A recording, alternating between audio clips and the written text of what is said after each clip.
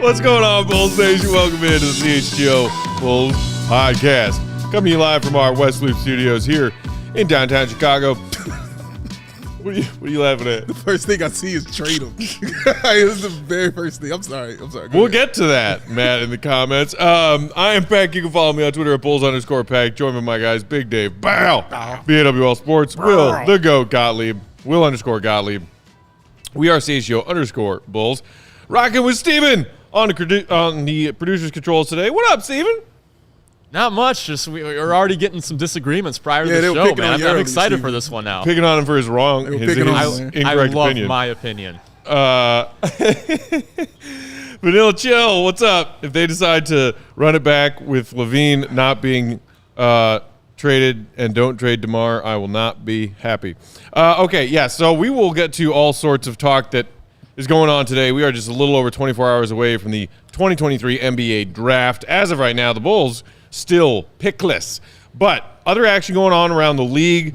Looks like we are getting very close to a 3-team deal getting done that would send Kristaps Porzingis from the Wizards to the Boston Celtics. We will touch on that later on in today's show. Also, the Nuggets and Pacers doing some pick swapping action. Wanted to start with our beloved Bulls, though, because between national reporting and some local reporting this morning, more smoke around Zach LaVine. Because, of course, there is. So, gentlemen, let us start with an interesting thing about this asking price that we keep hearing about for the Bulls if they were to trade Zach, and the fact that they've been calling around asking what people would be offering for them. So this came from Kyle Neubeck of the Philly Voice this morning, who said that the Chicago Bulls are fielding calls on most of their roster and have had exploratory talks on Zach LaVine. But their asking price for Zach is believed to be closer to a traditional star trade rather than the Bradley Beal cap dump move from the Wizards over the weekend. Chicago would want a package centered around a younger player with upside and multiple picks for LaVine, which, guys, pretty much goes hand in hand with what we've heard from other reporting, including Casey Johnson over at NBC Sports Chicago. Mm-hmm. Yeah, and, as we've talked about before, that's the kind of return the Bulls should be looking for. Correct. We've had debates, and I've kind of waffled on exactly how much they should be willing to settle for.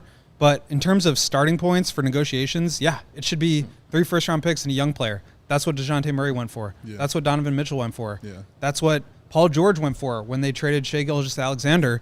The Clippers did. And, that's the kind of deal that really resets your organization and puts you in a good spot moving forward. Obviously, it takes some luck on the back end. You look at the Spurs with what they did with DeJounte. Helps a lot that they got Victor in this draft. That helps speed things up. So that's obviously not going to be the case with whatever it is the Bulls may or may not do. But, yeah, that's the starting point. I'm not sure that they will get there. But the fact that there have been multiple sources from multiple different areas talking about similar returns, whether it's Matt Moore at Action Network or Kyle or KC or Joe Cowley, people are talking about it. There's smoke coming from different directions, and I think, you take that for what it is, but the fact that everybody's kind of saying similar stuff has to be at least some sort of indicator. And Dave, you've said all along, look, if you're in favor of trying to actually build around Zach and doing so correctly, which we haven't seen, but if they do trade Zach, you're okay with it so long as you feel like it's a fair return. And that doesn't necessarily mean equal value, because that's damn near impossible in NBA trades, but just a haul worthy of a 2-time All-Star. Yeah, well, that point is very key. It's very difficult to get, like you said, equal value for it. You're not going to get another Zach LaVine in this. That's just not the case. It's going to be very hard to find another guy to give you a 50, 40, 80 and can drop his threes like he can do with the athleticism that he has, and he's in his prime on a really cool contract right now if you look at it from a broad view. But if you're going to make this trade, like you said, I want the assets, I want a good young player. That sounds really fair to me about what you want for Zach LaVine, and also says what the Bulls kind of feel about Zach LaVine. Because I feel like it's putting it out there like, yeah, if you give us this, then give us this. But it feels like they don't really want to trade him, but it's gonna be hard to pass that up if a team throws that at you, which is the right thing to do in my opinion. If they give you something astronomical and crazy, yeah, go get it, go do it, make the trade, fine.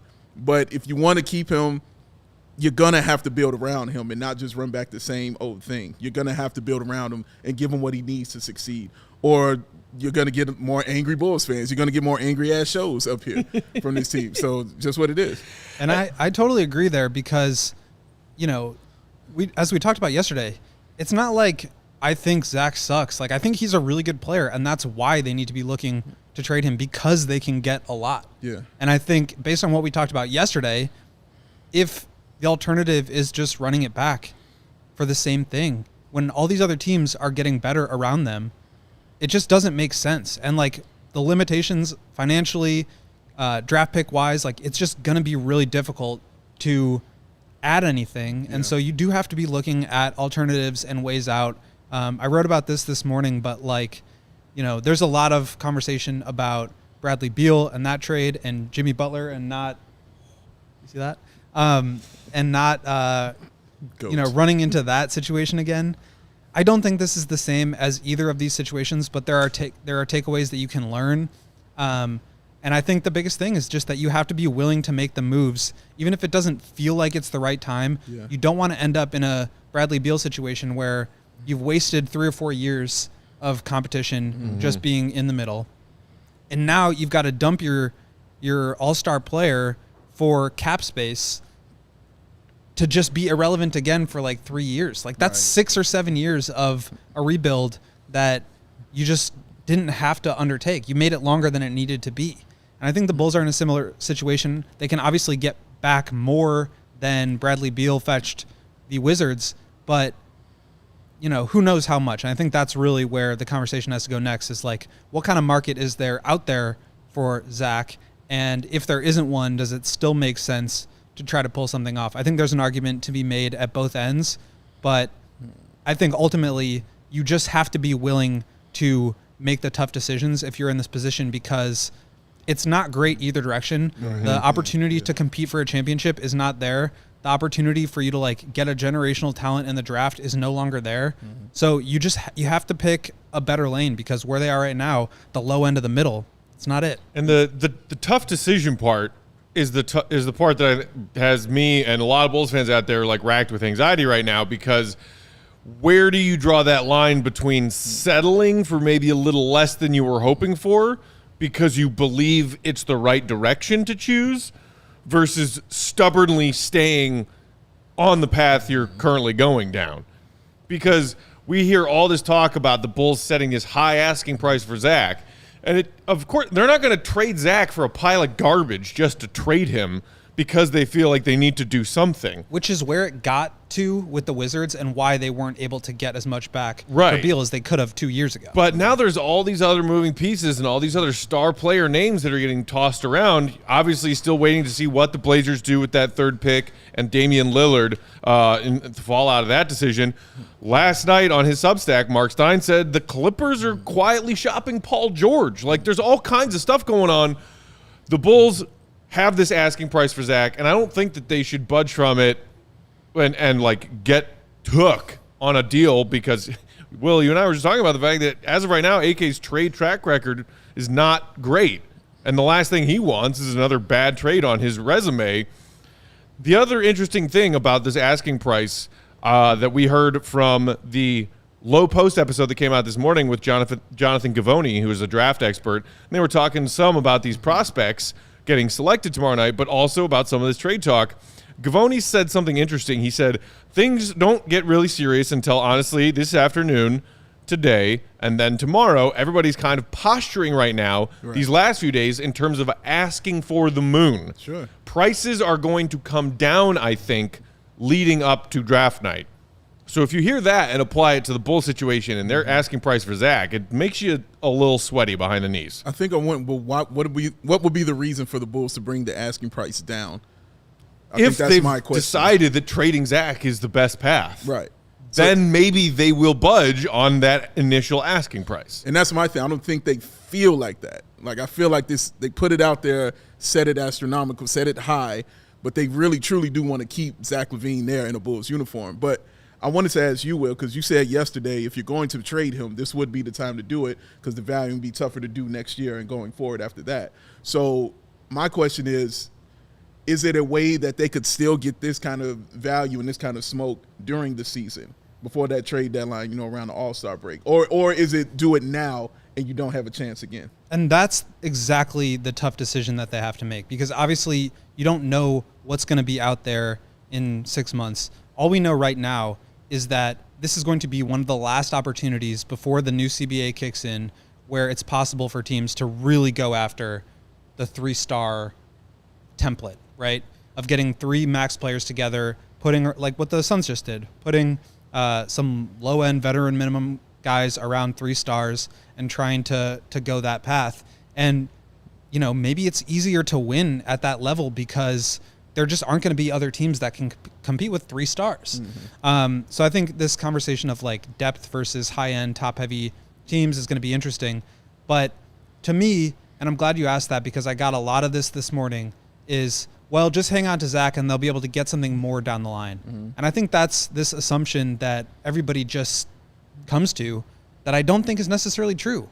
What makes you believe that in a landscape where it's harder to aggregate salaries to make a big trade, where teams aren't willing to take on as much money because they want to avoid the apron or the second apron, just because they can wait to trade Zach doesn't mean there's going to be something better down the line. What if this is the best you could do for him? We don't know, but I think that's just as real a possibility as them getting more or less down the line. So again, it's just, you have to evaluate all these different possible outcomes and decide what you think is the most likely. For me, I'm not sure that they could do better for Zach in 6 months' time or in a year or in 2 years. Certainly, they've got bigger questions, and we haven't really even talked about DeMar and Vooch as trade assets, mostly because they haven't been in the rumor mill as much, but they need to be doing the same thing with them too. I don't think the Bulls are in a situation where they can, just continue to flail around in the middle with the way that teams are going.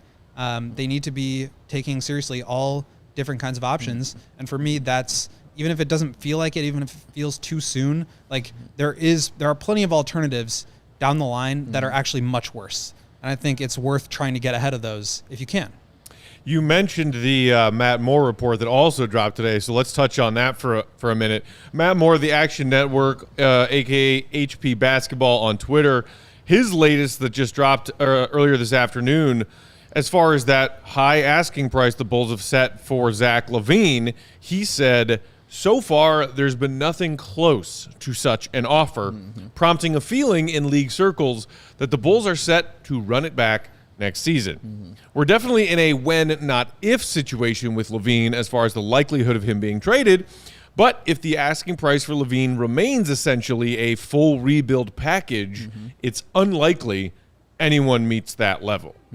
That's interesting because a full rebuild package does not necessarily mean the kind of haul that was given up for Paul George, the kind of haul that was given up for Rudy Gobert or Donovan Mitchell or those pieces. But I mean, a good young player and multiple picks.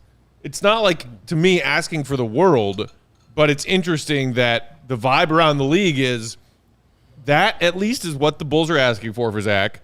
And the fact that Matt Moore of Action Network said earlier today, from what I've heard, no offers have come close to that, probably makes you lean towards the fact that Zach LaVine will be a Bull still after tomorrow night's draft. I do find it interesting. He thinks that's a full rebuild package. Right. Like just a player and some picks is a full rebuild package. I don't know if that's saying something about what today's NBA is right now, outside of what it was, last year with Gobert getting all those picks. That's a full rebuild package.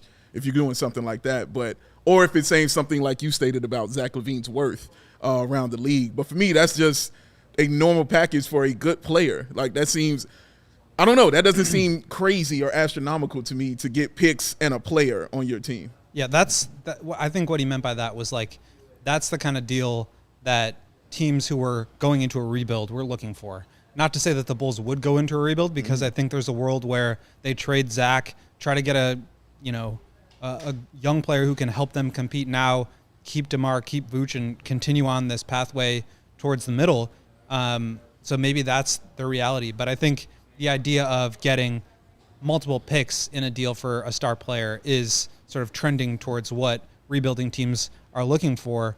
But again, that's the going rate from last year. And if this year the going rate for an all-star player like that is less than it was last year, what makes people confident that it will go back up in another year? And not down? It's just, it's cyclical. We saw in 2013 when the Celtics traded KG and Paul Pierce to the Nets for $1 million picks that turned into Tatum and Jaylen Brown. And then everybody freaked out by that, and nobody traded picks for like 5 years until, a couple of years ago when teams started to do that again. I don't know that it's going to get better. The offers out there are going to get better for Zach. The other thing I'll add is, as you were starting to talk about, Matt, just because, if the Bulls aren't able to get what they want for Zach, that they may run it back. I think right now the offers aren't there, but I don't think that necessarily means that they won't be there in a week. As we said yesterday, Zach is not going to be the first domino to fall. I think that speaks to the fact that he is not perceived to be the highest upside star on the market right now. There are guys that are more appealing. What does that tell you about Zach's value around the league? But if Dame stays, if the Blazers keep their pick and teams start to get a little bit antsy, that's when I think you'll start to see some more fire or sparks around the Zach LaVine smoke. People chiming in the comments. I saw somebody say that they want to still see Zach be given the chance. Clutch bang strip. Zach deserves a shot to lead the team and continue to grow into his role. Somebody named Chubbs says that Zach's not a winning player. There's a fresh take. Dinko Hoops, please trade DeMar for picks and young players, but keep Zach. Whoa. Picks and young players for DeMar? I wish. Hey, man, wake up and join us here in reality, won't you? I wish.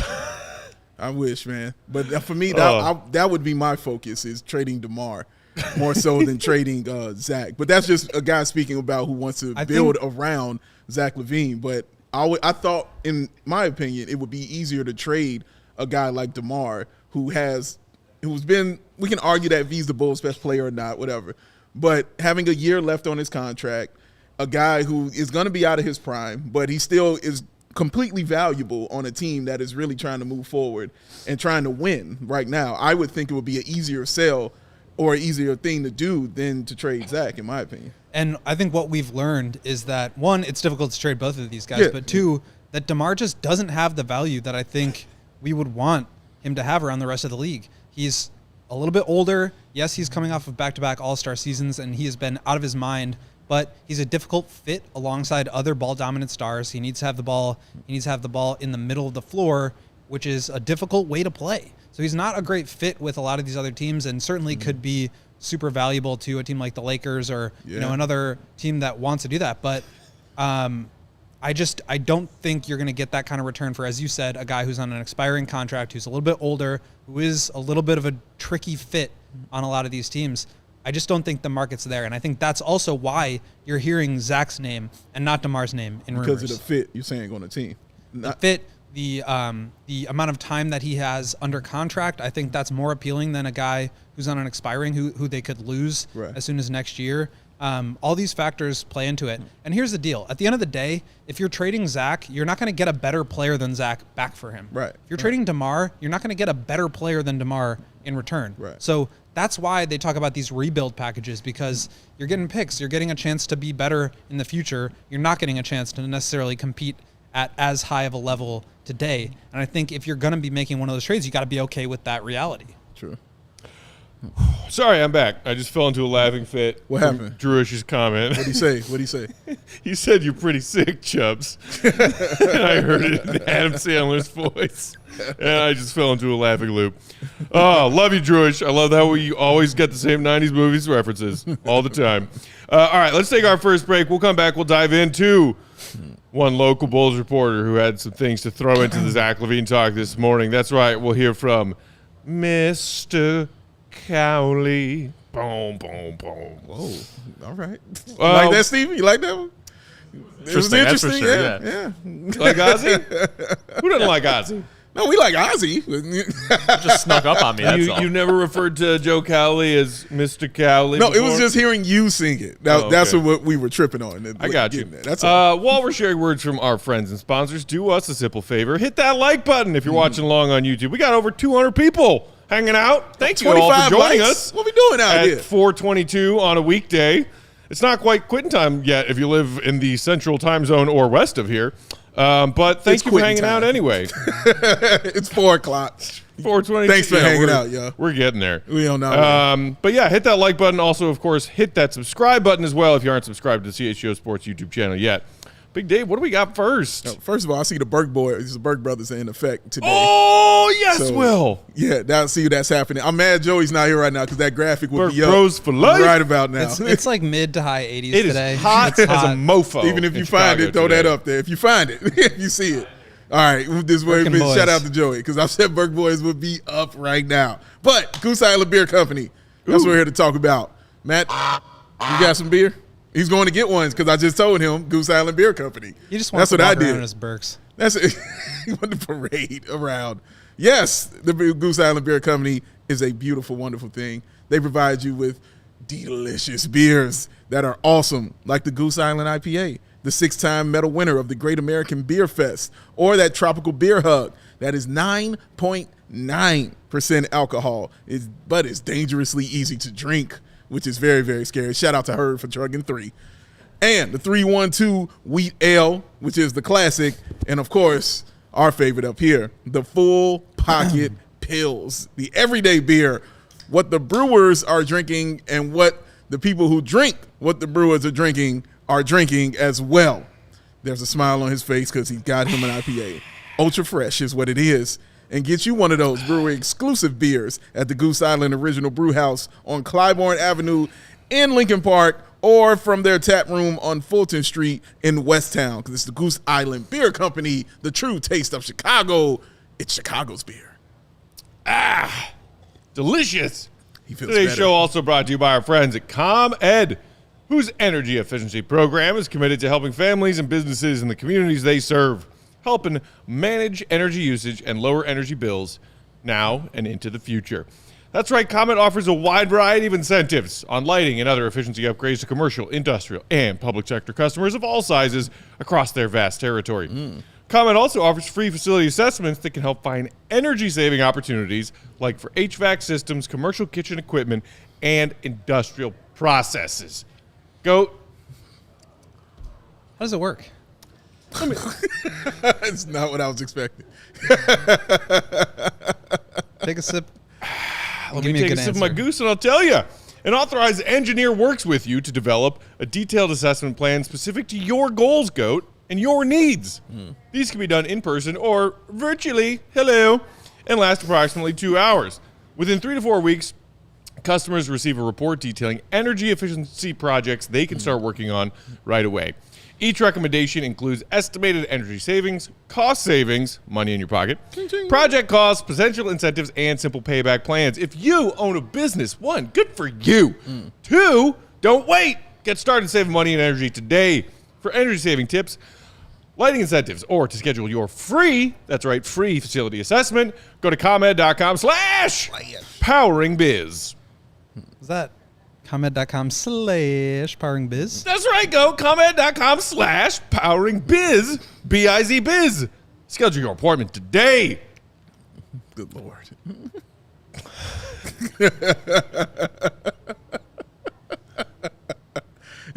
Exactly, Sharpie. Yeah, I feel you on that. Trade tomorrow for Devin Booker. Like, yeah. Come on, guys. That's a great plan. But he's right. That's some of the things in here. Yeah. All right, guys. So our pal Joe Cowley of the Chicago Sun-Times Shout out. put out his column this morning talking about what's going on with Zach. Interesting things here said by Cowley. A source told the Sun-Times back in February that the asking price for LaVine was too steep at the time, but has that price been lowered in the wake of the Bradley Beal trade? That remains to be seen, but unlikely. What was real, however, was when the Knicks and Bulls did have those discussions in February, they didn't officially conclude as much as they were tabled. Yes. God bless Joe Cowley for Yeah. man, he loves to stir the pot. Stir it up. Stir the freaking pot. Other interesting tidbits from that Cowley report. Sources indicate Bulls remain active and looking to get their hands on a first-round draft pick. There has been growing momentum that Arturas Karnisovas has been continuing to gauge the value of a LaVine or DeRozan and what they would fetch on the market. Do we think that the Bulls and Knicks have reopened those Zach LaVine talks? I could see that being realistically one of the teams the Bulls are talking to if they are talking with teams about Zach. If your discussions were tabled in February and you're putting out calls to teams to judge what you can get from Zach LaVine, then remember when the calls about Lonzo were tabled with the Pelicans? Correct, exactly. What happened after that? We 501. That's what happened after that. But yeah, like they're back at yes, you're back at the table and asking those questions. I like that. Like that's the thing, man. Thank you very much, Go. 501. That's the thing. Like that's what's gonna happen. So it's the right thing to do if you're gauging trades for this player. Is you talk to everyone. Do I want to talk to the Knicks? Hell no. Screw the Knicks. I don't want none of that. But the Knicks might have something that they want. And clearly there are players running their course with Tibbs because it's year 3. Like I like to tell everybody, 3 years of Tibbs, it's going to go down. It's going to go down. So we'll see what that nets. Obi Toppin has definitely been in the talk a lot for that team. The hang-up in February, from what I remember, was Grimes. I don't think the Knicks wanted to part ways with him, and I damn sure want Grimes on this team. Give me Grimes. Every time, every day. Quigley, I'm sure they'll give up.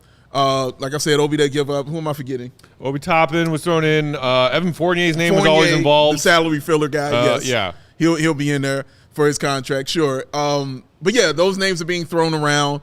And, of course, they have, 3 or 4 future first-round picks. The Knicks do. But their picks just took a bit of a hit. Talk to them. In terms of value. One of the picks that they have is from the Wizards, and it's lottery protected for a couple of years. I don't remember the exact details, but seems unlikely that will convey just because the Wizards are now going to the tank. Mm-hmm. They also had the Mavericks pick this year, which would have been really good had it conveyed, but instead the Mavericks egregiously tanked the end of the year and were able to keep their own pick. So the Knicks actually don't have a pick in this year's draft, which I think is a really tough selling point if you're trying to move Zach LaVine, to not be able to get a good young player in this draft. Yeah, that makes sense. That's tough. And I've been saying you may need to lower your standards for what you could get. That would be a tough pill to swallow for me. Right as we were coming on here, Ian Begley of SNY, he covers the Knicks out in New York. He was talking about a Zach LaVine trade and the math there and what the Knicks would have to give up. He mentions Evan Fournier, Obi Toppin, Isaiah Hartenstein, and draft compensation not being enough. There needs to be a little bit more money going back to the Bulls. Mm-hmm. If it was a trade including RJ Barrett, then maybe Evan Fournier is out of it. I'm not sure what you guys think about RJ, but that could be an option. He also mentions Quentin Grimes being he says, I assume New York would do everything it could to keep Grimes and Quickly out of a deal. I also assume that any team making a significant deal with New York would want Grimes and or Quickly in the trade. Seriously. So Go figure.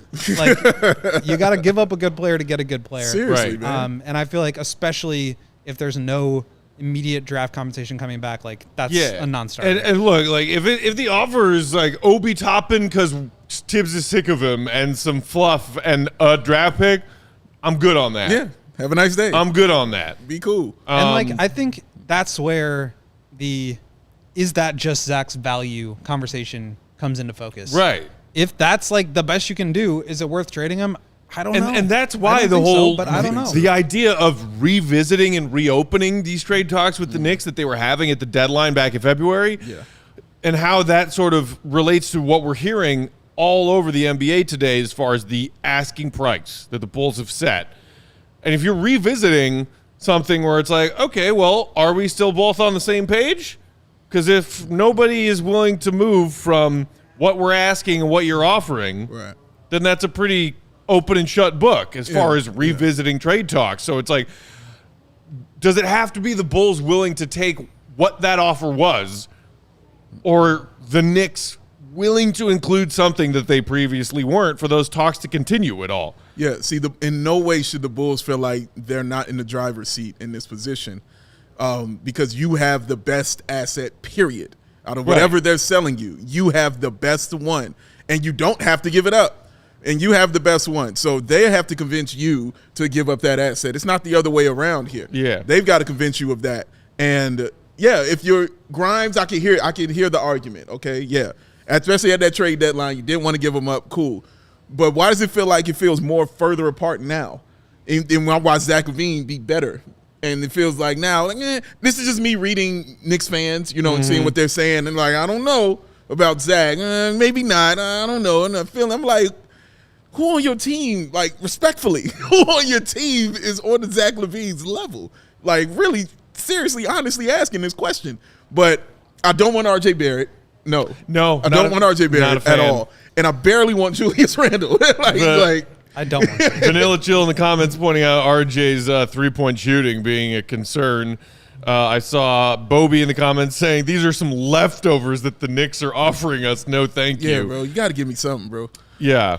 But I think this is where the Wizards trading Beal and the package that they got is actually pretty interesting. If you're talking about RJ Barrett, that's $24 million a year for the next 4 seasons. Mm-hmm. The Wizards, part of the genius of that deal for them was that they got no long-term money back. And now they did the Porzingis trade today. Mm-hmm. They're able to take back Marcus Morris to get a pick. Like, that's going to be part of their strategy.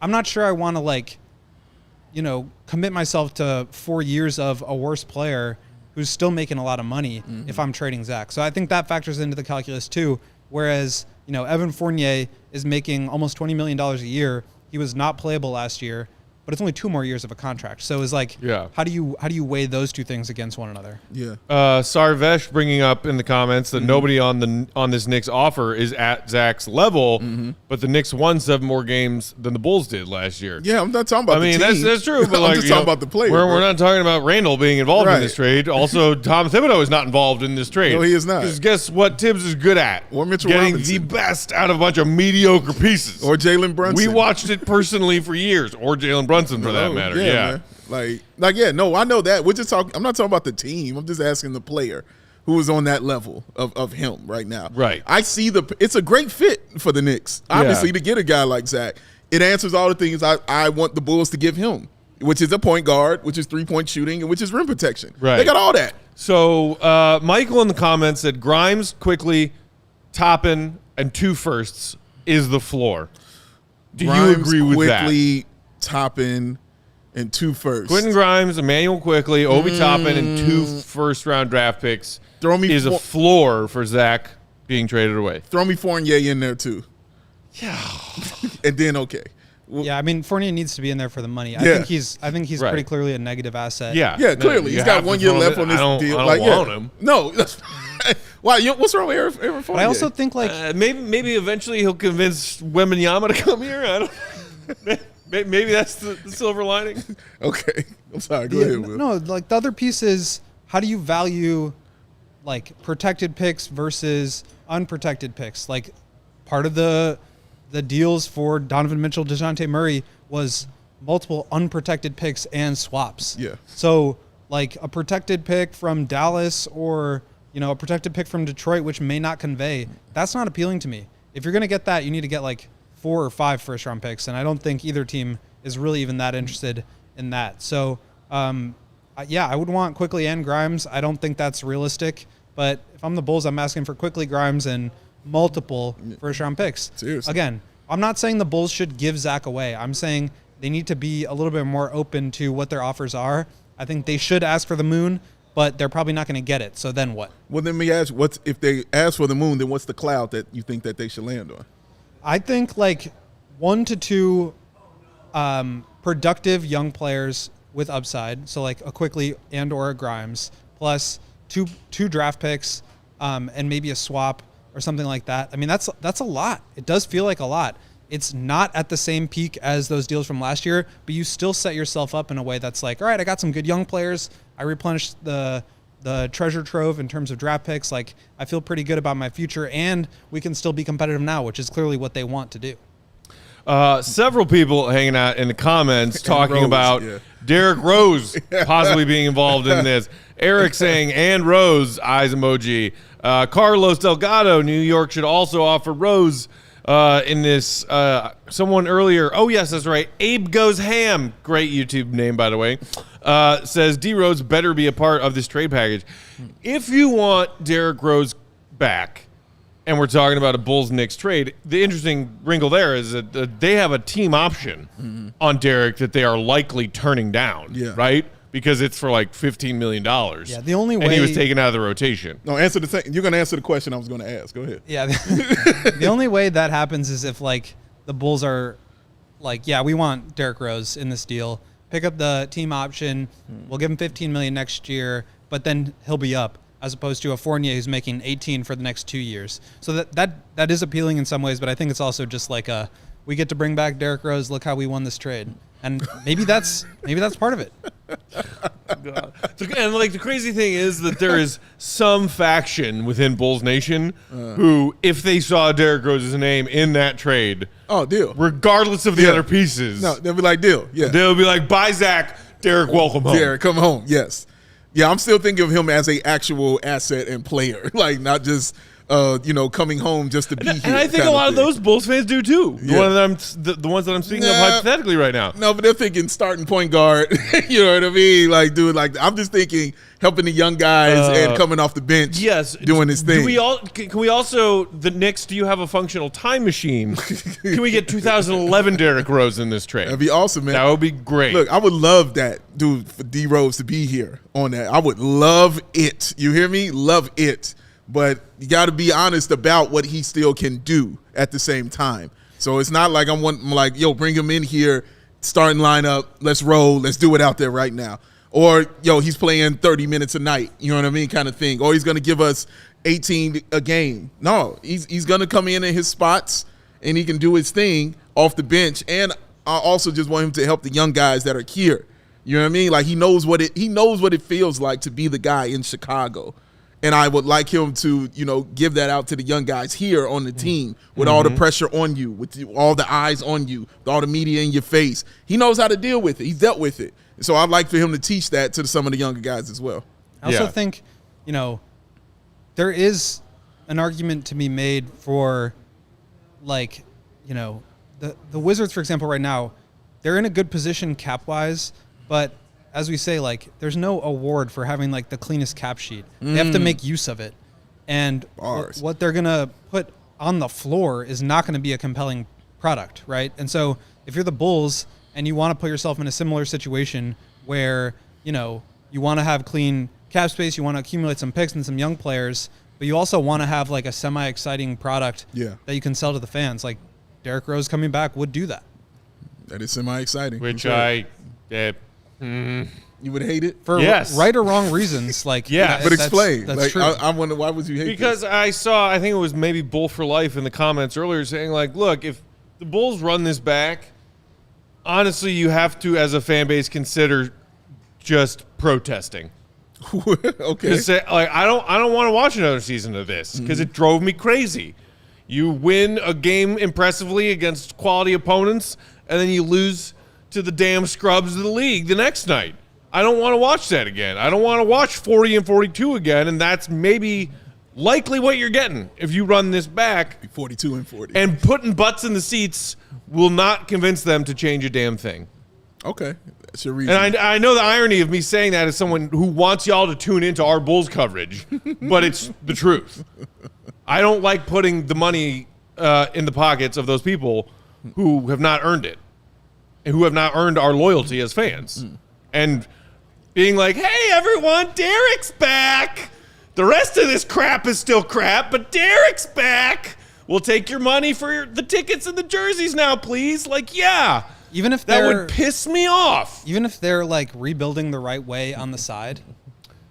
No, okay. Which is all I'm thinking. No, if they tear down quickly and 3 picks, rebuild and are like, Derrick's here to be a mentor to the young guys. That's what I'm saying. Okay. Yeah. That's different. Yeah. That's different than I hear just what like both of you are saying. Bringing in D Rose on a vet minimum while the rest of the crap stays the same crap. Yeah, no. Just bringing Derrick here don't to do like, that.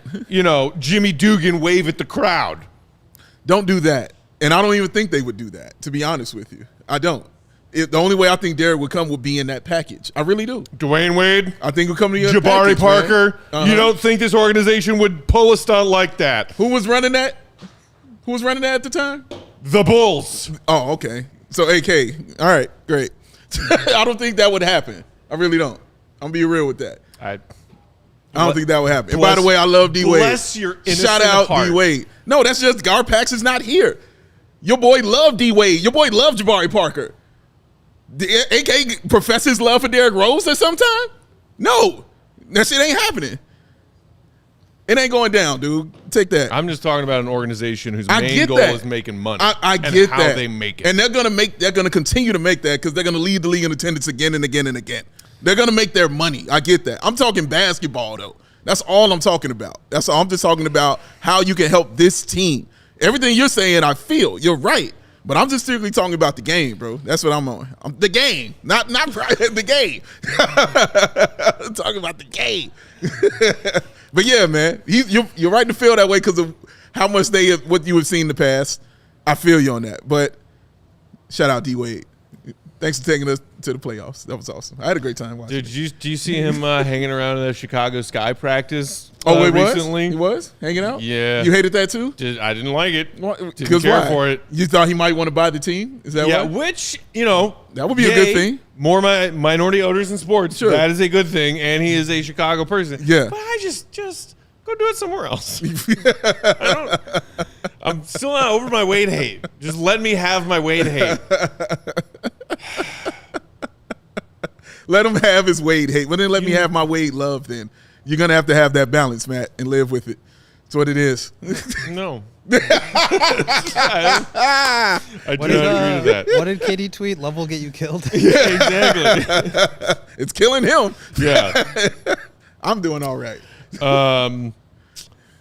The Rain 2 said, Rose had an opportunity to return to the Bulls a couple years ago. He chose to stay with the Knicks. Bulls haven't forgotten that fact. I mean, there was some talk a couple years back after Rose had his Minnesota comeback and then like the Memphis stretch or whatever it was, the unsuccessful half a season in Cleveland. There were talks back then about Derrick Rose coming back, and it just didn't happen for whatever reason. I would not be surprised to see it happen at some point before Derrick Rose officially retires. Yeah. Insisting on that being a part of this hypothetical trade where the Bulls are just looking to get good value of draft capital and young talent from the Knicks.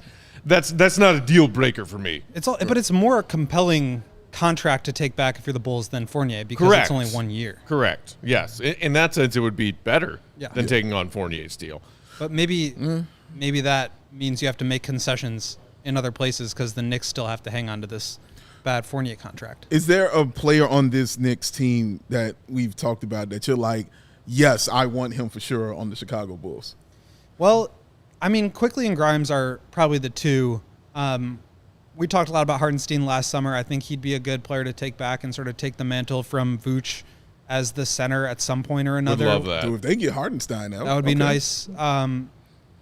It's hard to – you're not going to get both of those guys, Quickly and Grimes. I'd probably be fine with either. Quickly is a really good defensive player, so I think he's a little redundant with Kobe offensively. But I'm also like, okay, like bring in as much talent as you can get. Like you don't have to like not get guys that are good because you have Kobe White. Like you can still bring in talent. So honestly, like either of those guys, I mean, Grimes was playing 48 minutes a night in the playoffs. Oh, Tibbs was just like going full Tibbs with him. So he's obviously a really good 3-and-D player. Man. But I just think you need at least one of those guys. And then, maybe one of their tier 2 young players like Hartenstein or Toppin. Does it give you pause of how many years these players might have played under Tibbs. Just as far as the wear and tear on their body? Correct. Yeah. Correct. It's honestly why I made peace with the Jimmy trade and letting Jimmy go. Yeah. I was like, dude, his body's breaking yesterday. And credit to Jimmy for being one of the most in-shape NBA players. Yeah, correct. And being as, longevity good as he's been, Jimmy also misses a ton. A handful of games. He's smart in Miami. At He's this like, point in his I'm career. chilling. Yeah. He saves it for the playoffs. Yes, he does. but Saves it all for the playoffs. Smart man. Jimmy skips some games. Yeah. Because Jimmy's knees are 108 years old.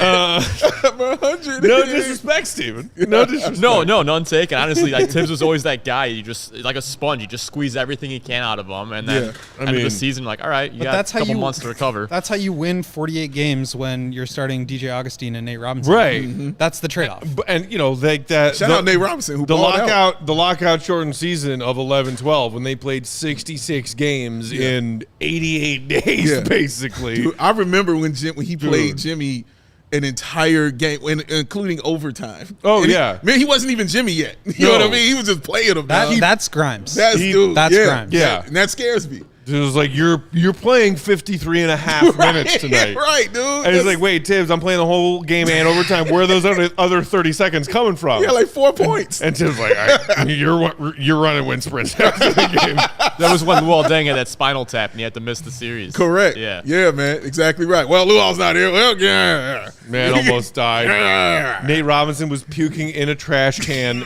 on the bench and then getting back out there. You want to play? You'll play. That's some old school shit. Never heard. All right, we got to take one more quick mean. break. We'll come back to wrap up with a few other thoughts. Just Joe, I saw we have a super chat from you. We'll answer that question. It is an interesting one. It's a name we haven't talked about. And then get to these juicy trades that are going around elsewhere in the NBA today. While we're doing that, hit that thumbs up. We got now over 300 people watching along with us. Thanks, all y'all out there in Bulls Nation. Likes. Hit that thumb. That's it. It just takes half a second. Hit that thumb. Make sure you subscribe. Big Dave, who do we got next? That thumb, man. Baby Joey hit me up. Baby Joey! He's still relaxing right now, but he said he's on his way to New York. Recovering from our Austin trip? Yeah, he is. Yeah, he said he's on his way to New York. I'm still working on that. Hey, yeah, he's sending me some videos of you, man. It's just saying, bro. Like, I don't know if you remember him, but, there was a top hat involved. I'm just telling you. But, yeah, he's on his way to New York. He's going to get out there. He said he's going to meet with his boy Victor. I'm assuming that means Wembanyama, but Baby Joey knows it all. So man. We'll see how it goes, man. And he said he wants to give him a gift too. And I asked him what he want to give him. He said, "Of course I'm gonna give him some of them Shady Rays." Ooh. He said I'm gonna hand that to him straight up and down. But he said he might look at them and say, "Wait a minute, I don't get it. These glasses look like they don't cost a lot of money, but they look premium and polarized." And then Baby Joey's gonna say, "You're right," because he never understood. Never understood. Never understood. And just like Shady Rays ain't understand, y'all. And that's why they're the independent sunglasses company that offers you a world-class product that is just as good as any expensive pair you have ever put on your beautiful, sexy face.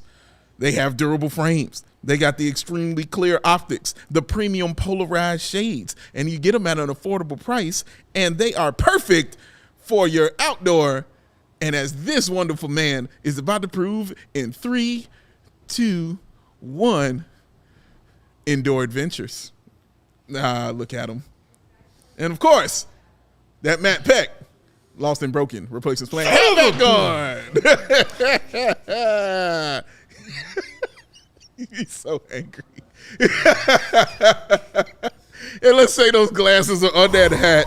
Oh, they would snap in half, but you can send them right back in to Shady Rays. They will send you a brand new pair, no questions asked. And let's say you saw a style that you were watching the GOAT wear, and you thought you would look as cool as him. You thought your Birks would look nice. You thought incorrectly, because only one person could do that, and that's the GOAT. But you can send those glasses back in and get the style that fits you.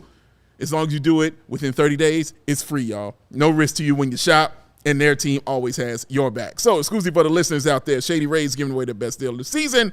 Go to ShadyRays.com. Use the code CHGO. Get yourself 50% off 2+ pairs of premium polarized shades. And try it for yourself. The shades that are rated 5 stars by over 250,000 people. Because the Shady Rays, well, the Rays are oh so shady. Oh, so damn shady. Shout out to everybody in the comments who's mentioned they're catching us live for the first time in a while. I get it. It's the off season. Yeah. People got shit to do. Shout out to Dan Nash. Shout out to Golden Force, who I saw earlier, saying catching us live for the first time in a while. Appreciate y'all hanging out with us on a Wednesday afternoon. Yes. Everybody's excited, man. The draft's tomorrow. Bulls fans are like, we don't got to pick. Whatever. We might. Let's talk hoops. Yeah, that's it. It's who's being talked.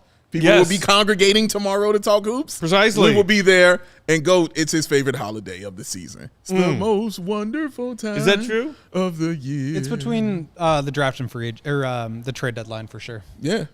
But no, like those are all rank above actual holidays. Yeah. Oh yeah.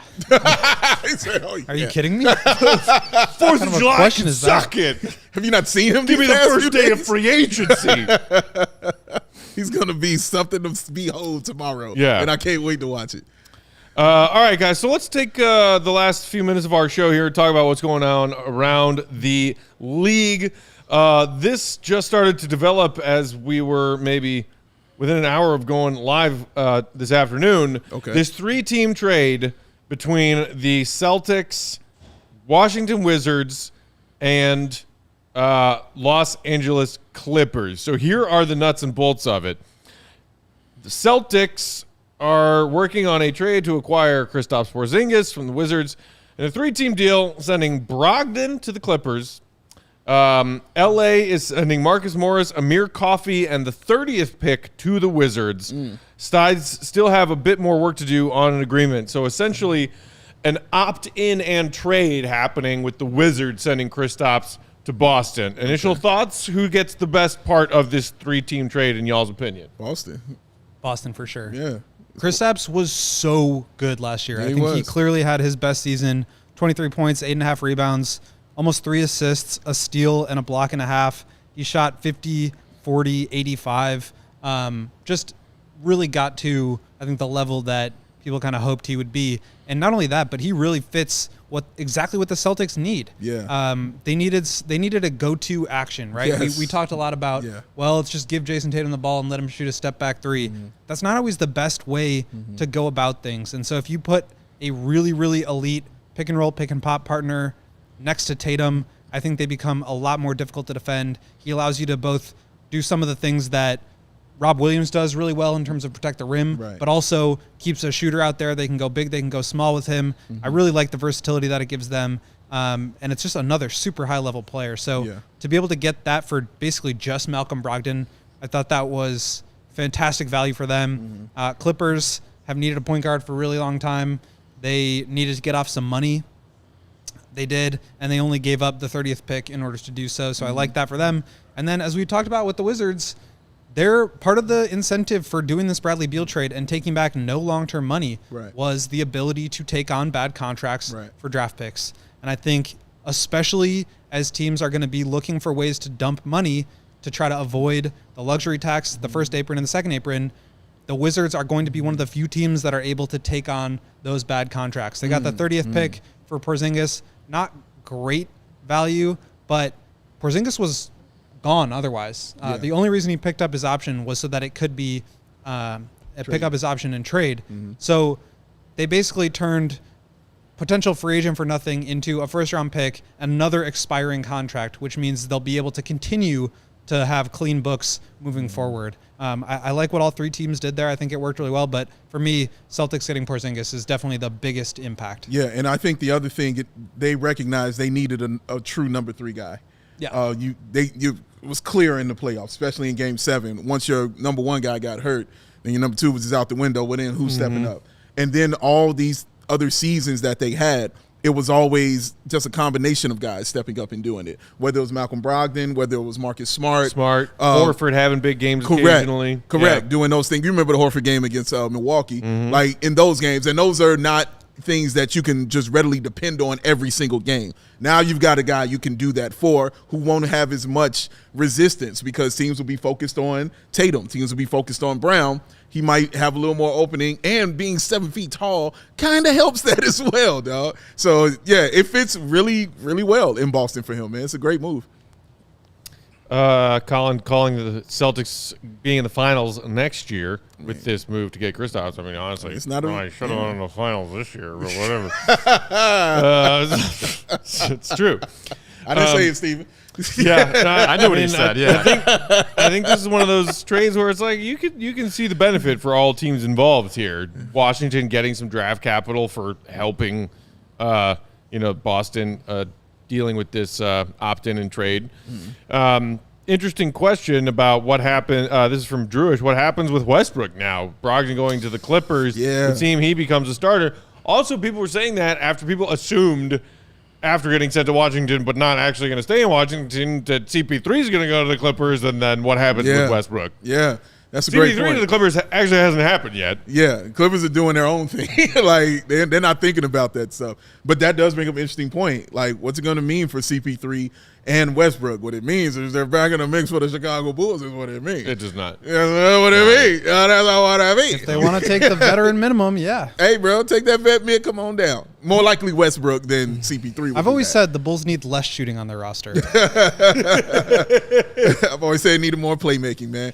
Give it to me. 15, what do you have? 15, 5, and 8 when he went to the Clippers? No, Russ was really good. He was awesome, and man. He does solve a big problem that the Bulls have, which is rim pressure. Yeah. And I think Chris Paul shot 35% from 3. Yeah, he's getting older. He has become more and more injury prone. And towards the end of his tenure there, it just wasn't a great fit for him next to a couple of other high volume scorers. But yeah, I mean, I think either those guys would help, but it's just a matter of they're going to have better options out there, whether it's the Lakers or whoever. But they're going to mid-level exception. At the very least, taxpayer mid-level is going to be way more appealing to them on a real competitive team than the minimum from the 10th seed Bulls. True. Speaking of that mid-level, we should quickly mention that was the other news from the league today, announcing those financial figures for the 23-24 season. The cap number and luxury tax number both a little bit higher than previously anticipated. The cap number $2 million higher than the projection, 136. And the luxury tax number $3 million higher than the projection. That'll be at 165. So as far as the Bulls are concerned, if it's re-sign Vooch, re-sign Kobe, run it back, as much as we all don't like that plan, it does give them a little bit of wiggle room to use more of that mid-level exception than they would have been able to had that projection been right on the money. Okay, also, let's mention this. Sure. Just Joe, with a super chat earlier, wanted to make sure we got to it. Could we trade for Tyus Jones, get LaVine a point guard? I've seen Tyus Jones' name come up a lot. Me too. And it's one that I've always wanted. Yeah, we talked about that during the season. We were talking about him being the best, unquestionably the best backup point guard in the NBA this past season. I remember. And there's a lot going on in Memphis right now. And Ja's out 25 games, but I don't know. I think you'd be hard pressed to get to outbid all interested parties for Tyus Jones right now. I think DeMar for Tyus Jones and other stuff, whether it's Brandon Clark, Luke Kennard, one of those mid-level salary guys, and the 24th pick could be interesting. I've either written about that or put it on Twitter, whatever. Flex. So I think that's on the table. I also wonder if there will be higher bidders, but the other thing you have to think about there is that Tyus is an expiring contract. Yeah. So are you going to re-sign him again? Yeah, that's true. He's going to want an upgrade. 14 is going to be below the mid-level exception next year. Do the Bulls have the ability to bring him back? Probably if they move DeMar, but it's just another factor there. It's a lot of these, bring this guy in for free agency. Let's go trade for this guy. It's nice in a vacuum. The player would help, but how feasible is it with the Bulls cap sheet this year? And more importantly, how does that play into the larger picture of the next 3 to 4 to 5 years when guys like Patrick and Kobe and Zach, and you have to re-sign and extend Vooch and DeMar, those guys get even more expensive. It just becomes harder and harder. I also read that Grant Williams is not going to be back with Boston. So as a result of the Kristaps trade. Yeah, so he's going to be out there in free agency as well. And he's still restricted. He's going to get big offers that the Celtics will probably look to either sign and trade or just let him walk for nothing. But I mean, again, that's just going to be totally out of the Bulls price range. And, Grant Williams fell out of favor, fell out of that rotation in the Celtics playoff run in a way that certainly surprised me. Yeah. All right. Last one that we'll mention, and then we can get out of here. Another trade that did go through earlier today, the Denver Nuggets trading the 2024 first-round pick and a 2023 40th pick to the Pacers for numbers 29 and 32 tomorrow night. So that is basically bookending end of first round, early second round picks that they get from the Pacers tomorrow night. Meanwhile, the Nuggets sending less favorable of a few different 2024 first round picks between their own and them, some they have coming to them, and the 40th pick tomorrow night. Yeah. Thoughts? Awesome trade for Denver, honestly, to put them right back in it. It's basically 2 first-round picks. Yeah. That's basically what they did. So I saw that trade and I was like, what are the Pacers doing? Yeah, seriously. They basically, we got a lot of picks. Like, they're not going to make all those picks, man. Like, they're like, we got to do something with them. So that's what they did. But Denver, great decision by them. Yeah, I like it for both of them. Bruce Brown obviously opted out of his contract today, so they need to find a replacement. They've got 2 chances to do that, plus the pick that they just acquired the other day.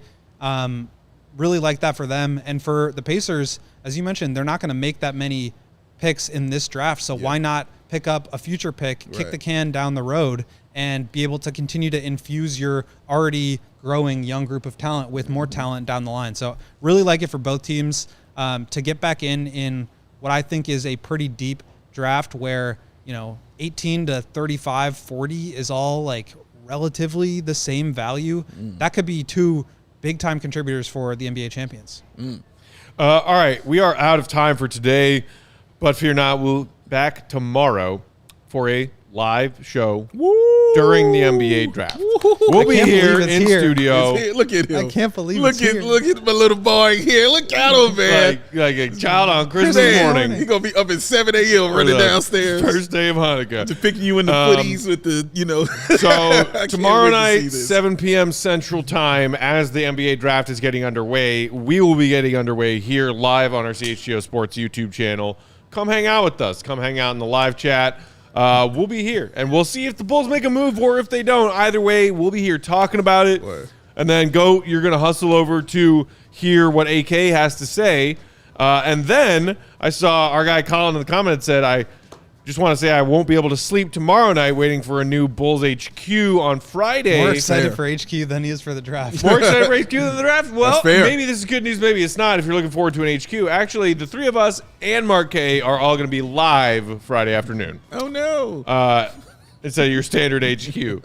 Because we got to talk about what we hear AK say to Will and the rest of the Bulls beat on Thursday night after we conclude our live draft coverage. Yeah. So that's the plan. Tomorrow night here, live at 7, and then a follow-up show reacting to the press conference live Friday afternoon. I believe 3:30 is when we have that one scheduled for. Yeah.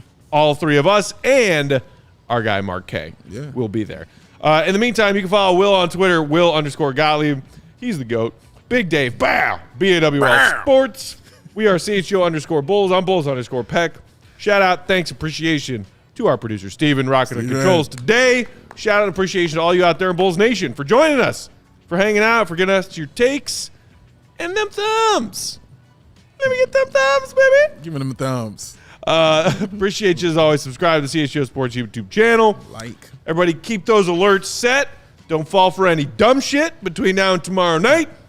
We'll talk to you at 7. See Red, be good.